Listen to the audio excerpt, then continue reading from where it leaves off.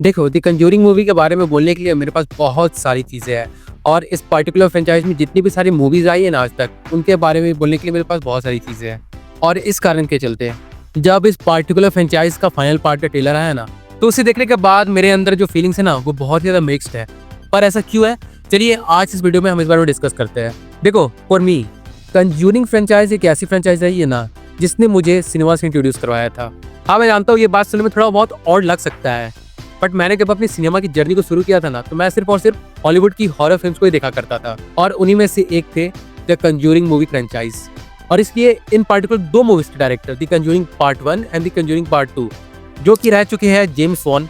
मेरी उनकी मूवीज से एक्सपेक्टेशन जो रहती है ना, वो हमेशा से हाई रहती है, भले वो किसी भी जॉनर की फिल्म को क्यों ना बनाए। बट मुझे जब ये पता चला था द कंज्यूरिंग मूवी की जो तीसरी पार्ट आने वाली है ना, उसे जेम्स वॉन ने डायरेक्ट नहीं किया है, बल्कि उसे डायरेक्ट किया है the curse of la llorona, the nun 2 के डायरेक्टर माइकल चैफ्स ने। तो मेरी जो एक्सपेक्टेशन थी ना, वो वहीं पर हार गई थी, क्योंकि माइकल चैफ्स एज ए डायरेक्टर उस तरीके की वाइब को पैदा नहीं कर पाते हैं या फिर नहीं दर्शा पाते हैं अपने डायरेक्शन के थ्रू, जो बाकी की कंज्यूरिंग मूवीज दर्शाया या फिर पेश किया करती थी।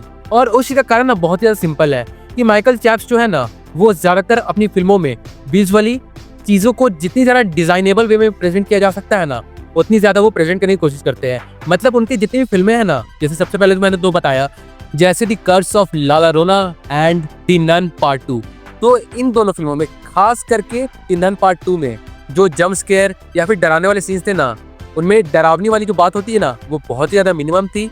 और उन्हें किस तरीके से स्क्रीन पे ज्यादा से ज्यादा डिजाइनेबल दिखाया जाए ना, उस बात पे ज्यादा फोकस किया गया था। और इस कारण के चलते जब मुझे पता चला ना the conjuring the last rites के भी डायरेक्टर माइकल चैफ्स ही है, तो मेरी जो एक्सपेक्टेशन है ना, वो बहुत ज्यादा लो हो गई। भले हाँ, मैं कहता हूँ इसके ट्रेलर ने मुझे थोड़ा बहुत इंप्रेस किया ही है, बट स्टिल मैं इस पर्टिकुलर फिल्म के लिए काफी ज्यादा स्केप्टिकल हूँ और मैं अपनी एक्सपेक्टेशन तो बहुत ज्यादा, मतलब बहुत ही ज्यादा मिनिमम रखने वाला हूँ, ताकि जब मैं इस फिल्म को देखने जाऊँ ना, तो ये मूवी कुछ भी करके मुझे सरप्राइज कर दे।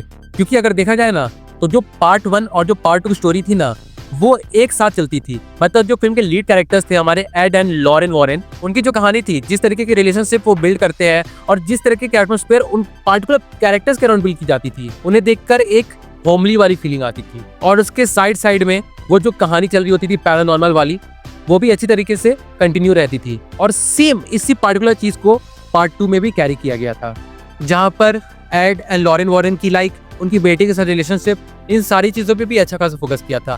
बट पार्ट 3 जो थी, वो हॉरर फिल्म कम और एक रोमांटिक फिल्म ज्यादा लग रही थी। मतलब उस फिल्म में इन दोनों कैरेक्टर्स के बीच में जो लव स्टोरी थी ना, उस पे बहुत ज्यादा फोकस किया गया था, जिसके चलते उस फिल्म की जो ओवरऑल वाइब थी ना, और इस फिल्म के जो बाकी सारे सपोर्टिंग एक्टर्स भी थे, उनके बीच में भी नहीं पता क्यों, चाहे वो स्क्रीन प्ले के जरिए हो या फिर डायरेक्शन के थ्रू हो, वो जो रोमांटिक वाली बात होती है ना, लव एंगल वाली बात, वो ज्यादा दिखाई पड़ रही थी। और इस पर्टिकुलर चीज ने मुझे बहुत ज्यादा डिसअपॉइंट किया था। और इसलिए मेरे पास यही उम्मीद है कि पार्ट 4 में ऐसा कुछ ना हो, या फिर अगर हो भी ना, तो बहुत मिनिमम स्टेज पे हो। पर छोड़ो, ज्यादा कुछ तो कर नहीं सकते, बस हम उम्मीद कर सकते हैं कि पार्ट 4 में इन सारी गलतियों को दोबारा से नहीं दोहराया जाए। और इसी बात के साथ चलिए मैं इस वीडियो को यहीं पे एंड करता हूँ। पर फिर भी चलिए, तो मेरा अपना पर्सनल ओपिनियन है इस बात को लेकर। अगर इस बारे में आपका भी कुछ सोचना है, तो आप भी कमेंट करके जरूर से बताइएगा। बाकी फिर चलिए मिलते हैं बहुत जल्द एक और नए वीडियो के साथ। तब तक के लिए बाय।